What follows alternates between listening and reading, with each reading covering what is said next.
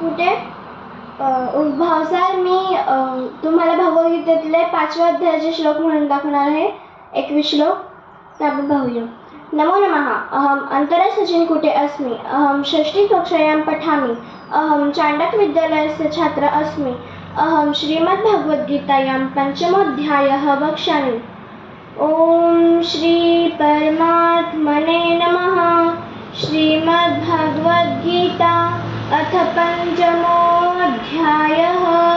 अर्जुन उवाच सन्न्यासं कर्मणां कृष्ण पुनर्योगं च शंससि यच्छ्रेय एतयोरेकं तन्मे ब्रूहि सुनिश्चितम्. श्रीभगवानुवाच सन्न्यासः कर्मयोगश्च निश्चयस्य करावुभौ तयोस्तु कर्मसन्न्यासात् कर्मयोगो विशिष्यते. ज्ञेयस्य नित्यसन्न्यासी यो न द्वेष्टि न काङ्क्षति निर्द्वन्द्वो हि महाबाहो सुखं बन्धात् प्रमुच्यते. सांख्ययोगो पृथक् बालाः प्रवदन्ति न पण्डिताः एकमप्यास्थितः सम्यग् उभयोर्विन्दते फलम्.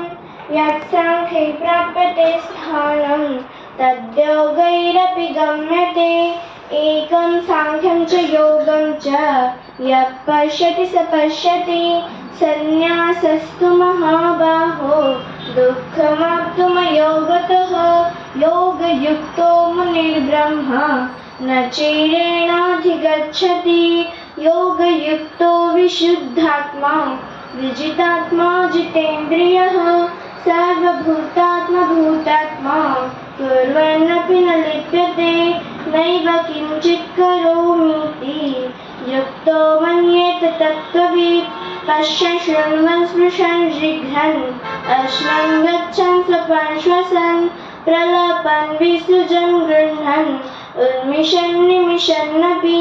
इन्द्रियाणीन्द्रियार्थेषु वर्तन्तः इति धारयन् ब्रह्मण्याधाय कर्माणि सङ्गं त्यक्त्वा करोति यः लिप्यते न स पापेन पद्मपत्रविवाम्भसा.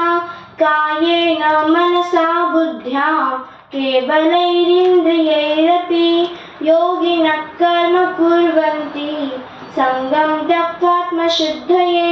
युक्तः कर्मफलं त्यक्त्वा शान्तिमाप्नोति नैष्ठिकीम्. अयुक्तः कामकारेण फले सक्तो निबध्यते. सर्वकर्माणि मनसा सन्न्यस्यास्ते सुखं वशे. नवद्वारे पुरे देहि नैव कुर्वं न कारयन् न कर्तृत्वं न कर्माणि लोकस्य सृजति प्रभुः. न कर्मफलसंयोगं स्वभावस्तु प्रवर्तते. नादत्ते कस्यचित् पापं न चैव सुकृतं विभुः. अज्ञानेनावृतं ज्ञानं तेन मुह्यन्ति जन्तवः. ज्ञानेन तु तदज्ञानं येषां नाशितमात्मनः तेषाम् आदित्यवज्ञानं प्रकाशयति तत्परं. तद्बुद्धयस्तदात्मानः तन्निष्ठाः